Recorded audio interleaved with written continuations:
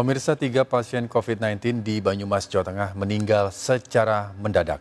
Ketiganya diduga mengalami gejala happy hipoksia yang membuat pasien tidak merasakan gejala infeksi COVID-19 di tubuhnya.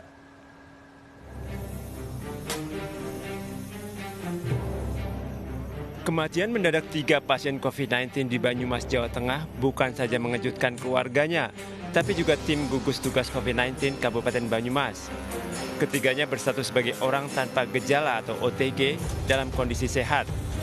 Keluarga pasien tak sempat membawa ke rumah sakit karena ketiga pasien tidak mengeluh sakit dan tidak menunjukkan gejala mengarah pada COVID-19 seperti suhu tubuh tinggi, batuk, ataupun gejala lainnya.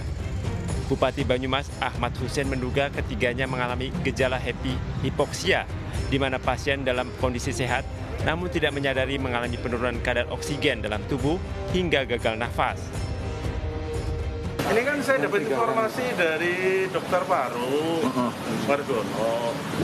Saya tanya-tanya, itu kenapa sih meninggal? Kemarin itu bilangnya tidak ada gejala gitu kan. Oh, itu disebut dengan happy hipoksia gitu.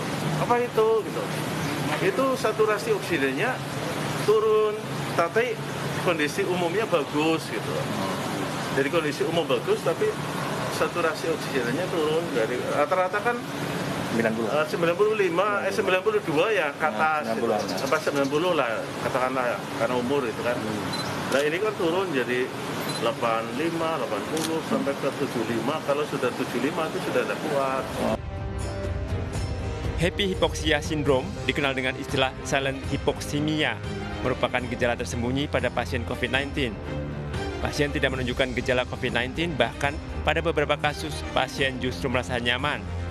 Biasanya penurunan kadar oksigen rendah dalam darah akan membuat pasien menderita sesak nafas.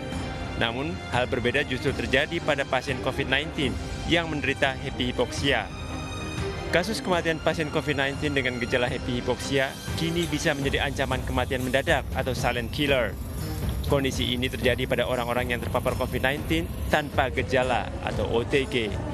Dari Banyumas, Jawa Tengah, Saladin Ayubi, iNews melaporkan.